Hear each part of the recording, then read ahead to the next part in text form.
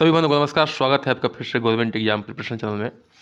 जो हम लोग चैप्टर पढ़ चुके हैं, संतुलित आहार, भोजन का कैलोरी मान और वजन, अंग्रेजी में कहें तो balanced diet, calorific value of food और एंड वेल्थ मैनेजमेंट, इस चैप्टर को हम लोग पढ़ चुके हैं। उस पर जो आधारित हम लोग जो है क्वेश्चन करेंगे, बिल्कुल ढंग से करेंगे, फुल एक्सप्लेनेशन के साथ करेंगे और समझेंगे भी। ठीक है, चलिए पहला क्वेश्चन करते हैं।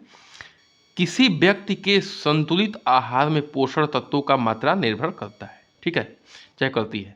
किसी व्यक्ति के संतुलित आहार में पोषण तत्वों की मात्रा निर्भर करती है केवल आयु पर, केवल लिंग पर, आयु व लिंग दोनों पर, आयु लिंग शारीरिक आवश्यकता पर। ठीक है, तो ध्यान से सोचिए, हम उस चैप्टर में क्या क्या बताए थे, बहुत सारे फैक्टर्स को बताए थे। ठीक है, खाली यही फैक्टर नहीं है, लेकिन फिलहाल ऑप्शंस के हिसाब से इसका उत्तर जाएगा डी। अब देखिए इसका फुल एक्सप्लेनेशन पढ़ते हैं। किसी व्यक्ति के संतुलित आहार में पोषक तत्वों की मात्रा उसकी आयु, लिंग एवं उसकी शारीरिक आवश्यकता, व्यवसाय कैसा काम कर रहा है, शारीरिक कर रहा है कि मेंटल रूप से कर रहा है, दिमागी रूप से कर रहा है, जलवायु और भौगोलिक स्थिति, कैसी जलवायु में रह रहा है, गर्म प्रदेश में रहता है कि ठंडे प्रदेश में रहता है, मैदान में रहता है कि पहाड़ों पर रह रहा है, आयु एवं खाद्य पदार्थ। ठीक है, उसका आयु कैसा है, आय कैसा है, मतलब इनकम का स्रोत कैसा है, मूल्य पर निर्भर करती है। जैसे अधिक शारीरिक श्रम करने वाले व्यक्ति को भोजन में कार्बोहाइड्रेट की मात्रा अधिक होनी चाहिए। क्यों? क्योंकि जो शारीरिक श्रम ज़्यादा करता है उसको कैलोरी ज़्यादा चाहिए। जब ज़्यादा कैलोरी चाहिए तो क्या चाहिए उसको? कार्बोहाइड्रेट की मात्रा ज़्यादा चाहिए। अच्छा, कार्बोहाइड्रेट में वसा में क्या अंतर है? वसा पचने में बहुत देर लगाती है, उससे एनर्जी बहुत बाद में निकलती है। कार्बोहाइड्रेट जो है जल्द आसानी से पच जाता है और उससे जल्दी एनर्जी जो है हमारे शरीर को प्राप्त हो जाती है। आगे बढ़ते हैं, क्वेश्चन नंबर 2 पे आते हैं। किस पे आते हैं? क्वेश्चन नंबर 2 पे आते हैं। निम्न में से कौन संतुलित आहार से होने वाला लाभ नहीं है? मतलब संतुलित आहार से होने वाला लाभ कौन सा नहीं है? तो पोषक तत्वों की पूर्ति, रोगों से सुरक्षा, स्मरण शक्ति में वृद्धि और मोटापा में वृद्धि। देखिए, संतुलित आहार लेंगे तो पोषक तत्वों की पूर्ति तो होगी, बिल्कुल होगी, रोगों से सुरक्षा भी होगी, आपकी प्रतिरक्षा क्षमता बढ़ जाएगी, इम्यून सिस्टम बढ़ जाएगी। क्योंकि संतुलित आहार क्या होता है? बेस्ट होता है। ठीक है, और स्मरण शक्ति क्या होगी? स्मरण शक्ति भी अच्छा रहेगा। क्यों? क्योंकि स्वस्थ शरीर में ही स्वस्थ दिमाग का विकास होता है। ठीक है, और मोटापा में वृद्धि। मोटापा में वृद्धि क्यों होगा भैया? तो ये मोटापा में वृद्धि नहीं होगा, लेकिन इसमें पूछ रहा है कौन सा लाभ नहीं है, तो इसका उत्तर यही हो जाएगा डी, मोटापा में वृद्धि। ठीक है, इससे ये लाभ नहीं है। देखिए, संतुलित आहार लेने से मोटापा में वृद्धि नहीं होता है। आहार जितना चाहिए, जितना आपको कैलोरी मान चाहिए आपके काम के हिसाब से, उससे अधिक लेंगे तब क्या होता है? मोटापा बढ़ता है।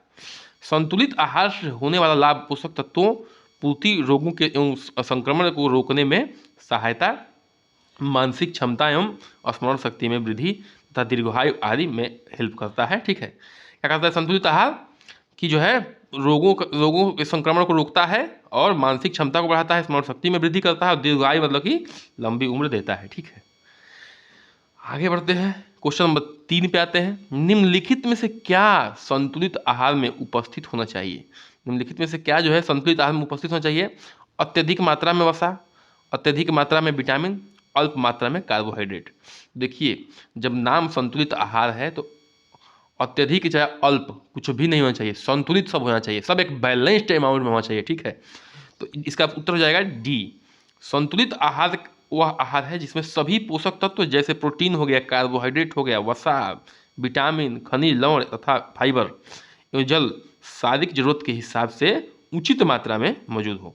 मतलब शारीरिक जैसी आपकी जरूरत हो, इसलिए कहते हैं सबका डाइट चार्ट अलग होता है, उसके काम के हिसाब से, उसके दिनचर्या के हिसाब से डाइट चार्ट होता है, उसके शरीर के बनावट के हिसाब से होता है, उसके भौगोलिक स्थिति के हिसाब से होता है, उसके लिंग के हिसाब से होता है।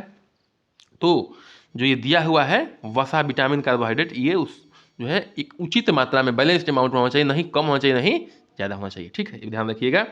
आगे बढ़ते हैं, क्वेश्चन नंबर 4 पे आते हैं।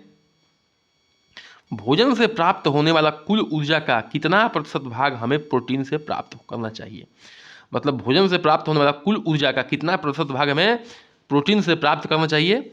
40 से 50%, 10 से 15%, 30 से 40% या 60 से 70%? तो इसका उत्तर हो जाएगा आपका बी, 10 से 15%। स्वस्थ रहने के लिए हमारे भोजन में से प्राप्त होने वाली कुल ऊर्जा का 10 से 15% भाग जो है हमें प्रोटीन से प्राप्त होना चाहिए। ठीक है, चलिए आगे बढ़ते हैं, क्वेश्चन नंबर 5 पे आते हैं। हमारे भोजन से प्राप्त होने वाली कुल ऊर्जा का कितना प्रतिशत भाग हमें वसा से प्राप्त करना चाहिए। ध्यान रखिएगा, ये सब रटा रटाया क्वेश्चन है, याद होना चाहिए, ठीक है। सॉरी, हमारे भोजन से प्राप्त होने वाली कुल ऊर्जा का कितना प्रतिशत भाग हमें वसा से प्राप्त होना चाहिए। तो 50 से 60%, 10 से 15%, 20 से 30%, इनमें से कोई नहीं। तो इसका उत्तर हो जाएगा सी।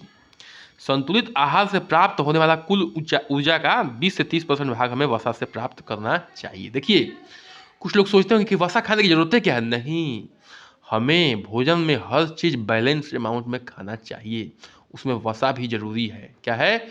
वसा भी जरूरी है, बिल्कुल आपकी सेहत के लिए। मत सोचिएगा वसा तो हम खाएंगे ही नहीं, तेल और चीज़ खाएंगे नहीं, नहीं, ऐसा ऐसा सोचिएगा भी मत, ठीक है। हर चीज़ आपको बैलेंस्ड अमाउंट में लेना है आपके स्वस्थ शरीर के लिए। आगे बढ़ते हैं, क्वेश्चन नंबर 6 पे आते हैं। किस पे आते हैं? क्वेश्चन नंबर 6 पे आते हैं। संतुलित आहार से प्राप्त होने वाली कुल ऊर्जा का कितना प्रतिशत भाग हमें कार्बोहाइड्रेट से प्राप्त करना चाहिए। ध्यान रखिएगा, 20 से 30%, 30 से 40%, 50 से 60% और 10 से 15%। इसका उत्तर हो जाएगा सी, यानी कि हमारे भोजन से प्राप्त होने वाली कुल ऊर्जा का 50 से 60% भाग जो है कार्बोहाइड्रेट से प्राप्त करना चाहिए। एक बात ध्यान रख लीजिए, सबसे अधिक कार्बोहाइड्रेट से लेना चाहिए ऊर्जा, उसके बाद वसा से, उसके बाद किससे लेना चाहिए? प्रोटीन से लेना चाहिए। इससे थोड़ा आइडिया आप लोग लगा लीजिएगा, ठीक है। और थोड़ा डाटा को भी आप लोग कई बार याद कर लीजिएगा देख के। आगे बढ़ते हैं, क्वेश्चन नंबर 7 पे आते हैं। निम्नलिखित में से कौन बृहत पोषक तत्व नहीं है? ठीक है, देखिए, कार्बोहाइड्रेट हो गया, प्रोटीन हो गया, वसा हो गया और विटामिन हो गया। देखिए, बृहत पोषक तत्व के बारे में भी बता देंगे, लेकिन अभी उसका उत्तर होगा डी। देखिए, जिन पोषक तत्वों से हमारे शरीर में को अधिक मात्रा में आवश्यकता नहीं होती उन्हें बृहत पोषक तत्व कहते हैं। जिन पोषक तत्वों की हमारे शरीर को अधिक मात्रा में आवश्यकता होती है, ठीक है, उन्हें बृहत पोषक तत्व कहते हैं। यहाँ पूछ रहा है क्या कि नहीं है। तो देखिए, हमारे शरीर को कार्बोहाइड्रेट की, प्रोटीन की और वसा की बृहत जरूरत है, मतलब कि बृहत, इनसे हमें पोषक तत्व बृहत मात्रा में मिलता है। बाकी हमें विटामिन से सबसे कम मिलता है। देखिए, जैसे कार्बोहाइड्रेट हो गया, प्रोटीन हो गया, वसा, जल और फाइबर, ये हमें ज़्यादा मात्रा में चाहिए, लेकिन अगर थोड़ा विटामिन कम भी रहेगा तो काम चल जाएगा, ठीक है। इसलिए देखो, बृहत पोषक तत्व कौन है? ये बृहत पोषक तत्व कौन नहीं है? तो ये विटामिन नहीं है, इसलिए इसका उत्तर क्या हो जाएगा? विटामिन हो जाएगा। जिन तत्वों से हमें पोषक तत्व हमारे शरीर को सबसे अधिक मिलता है, अधिक आवश्यकता होती है, उसे क्या कहते हैं? बृहत पोषक तत्व कहते हैं। इस बात का थोड़ा सा ध्यान रखिएगा आप लोग, थोड़ा सा एक बार पढ़ के, ठीक है। आगे बढ़ते हैं, क्वेश्चन नंबर 8 पे आते हैं। निम्नलिखित में से कौन सा सूक्ष्म पोषक तत्व नहीं है? कौन जो है सूक्ष्म पोषक तत्व नहीं है? देखिए, विटामिन हो गया, आयोडीन हो गया, वसा हो गया, कैल्शियम हो गया। देखिए, ये सी उसका उत्तर हो जाएगा। देखिए क्यों हो जाएगा? सूक्ष्म पोषक तत्वों के हमारे शरीर की कम मात्रा में आवश्यकता होती है। जो सूक्ष्म, नाम ही है सूक्ष्म, मतलब छोटा सा, तो सूक्ष्म जो पोषक तत्व होते हैं वो कम पोषण देते हैं, मतलब उनको हमारे शरीर की जरूरत ही कम है, उनकी ज़्यादा जरूरत भी नहीं है, बहुत हल्का मात्रा में लेना है उनको, ठीक है। तो उदाहरण के लिए विटामिन और खनिज लवण में जो लौह होता है, कैल्शियम होता है, सोडियम होता है, पोटेशियम होता है, ये क्या है?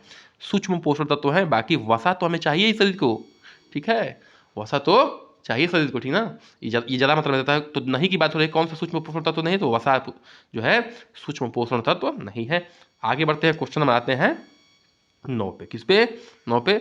भारतीय चिकित्सा अनुसंधान परिषद ICMR ने भोजन को कितने आधारित खाद्य समूहों में विभाजित किया है? ठीक है, देखिए, सारे क्वेश्चन इंपॉर्टेंट है, अभी तक जितने भी क्वेश्चन मैंने बोले हैं सारे इंपॉर्टेंट है, इसमें वेरी इंपॉर्टेंट लिखने की जरूरत नहीं है, ये भी क्वेश्चन उसी कैटेगरी में आता है, ठीक है।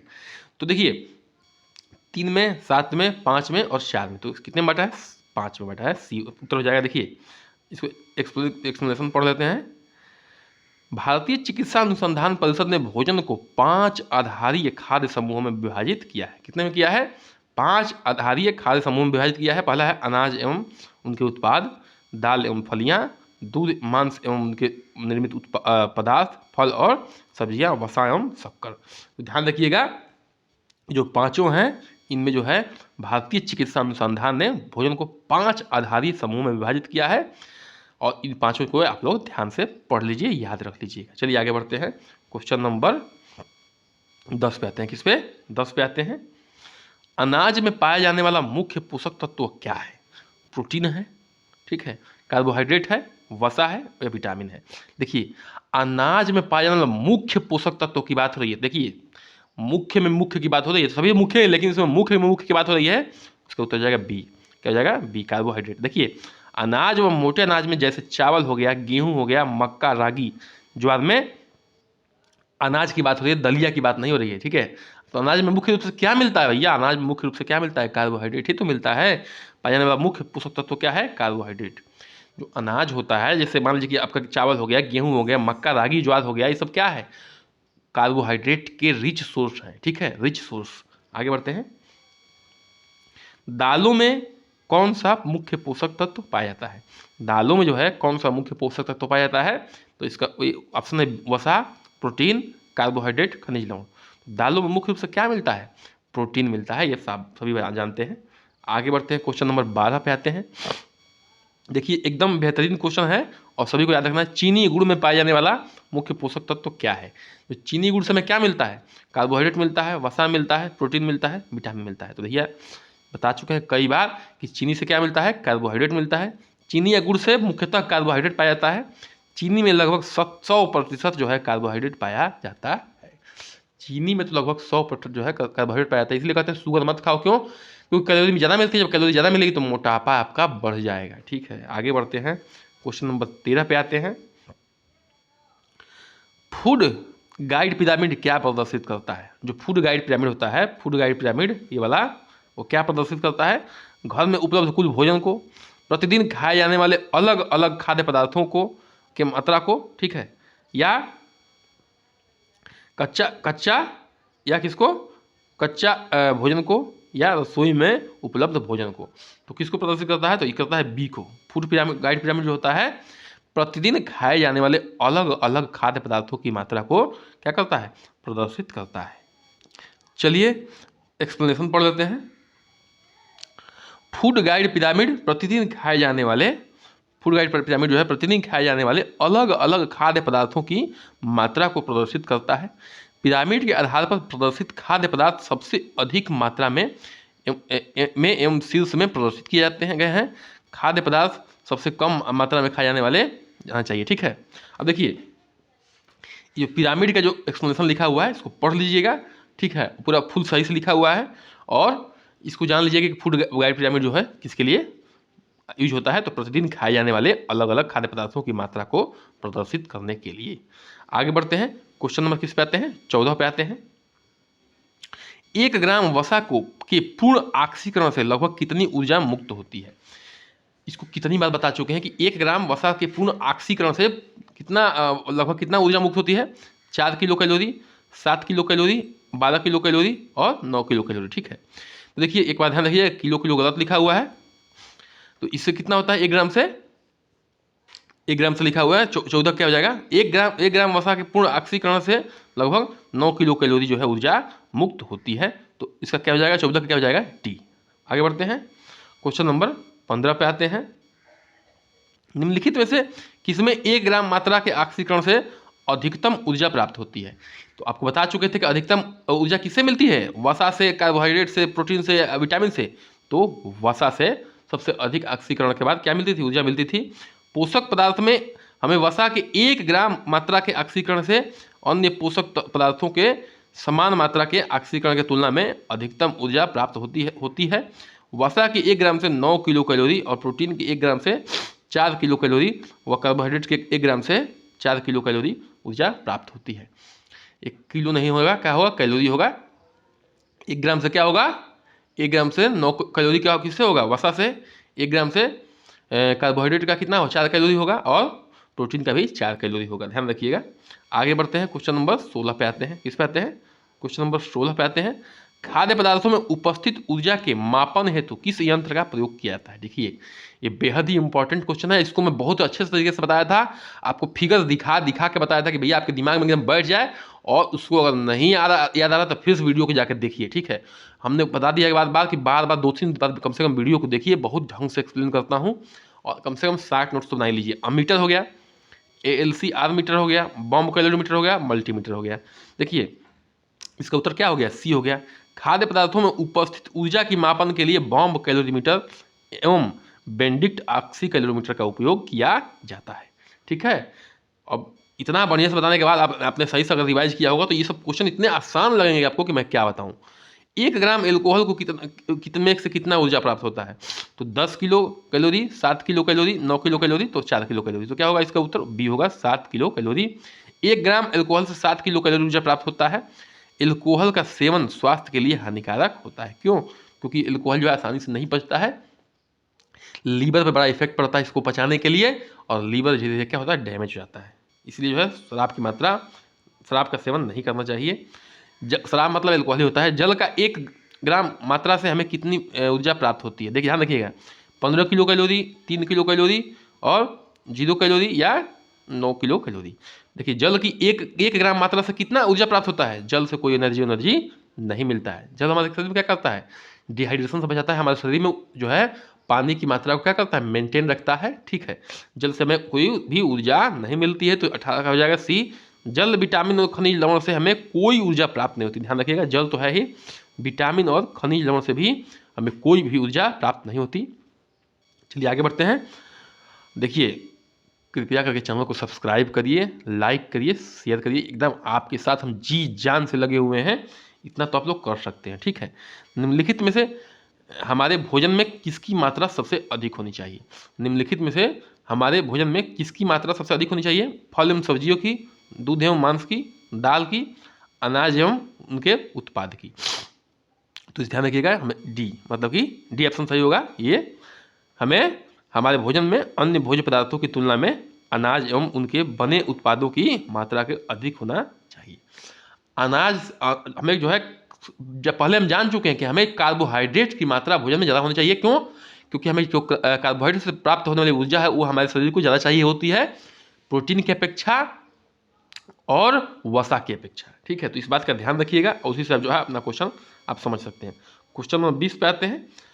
निम्नलिखित में से हमारे भोजन में किसी मात्रा सबसे कम होनी चाहिए? किसकी मात्रा सबसे कम होनी चाहिए? दूध व मांस की, दाल की, वसा की, फल एवं सब्जियों की। देखिए जो दिया हुआ ऑप्शन इसमें बात हो रही है, तो इसमें जो है वसा की मात्रा सबसे कम होना चाहिए। ये नहीं होना चाहिए, इनमें दिए हुए में सबसे कम होना चाहिए। तो हमारे भोजन में वसा की मात्रा सबसे कम होनी चाहिए। अत्यधिक वसा से सेवन से क्या होता है? मोटापा होता है, रक्तचाप बढ़ने की, ब्लड प्रेशर बढ़ जाता है और अन्य समस्याएं उत्पन्न हो जाती है। चलिए इसी के साथ आज के सेशन को करते हैं समाप्त। देखने के लिए धन्यवाद। बने रहिए हमारे साथ। चैनल को सब्सक्राइब, लाइक, शेयर। नमस्कार, जय हिंद।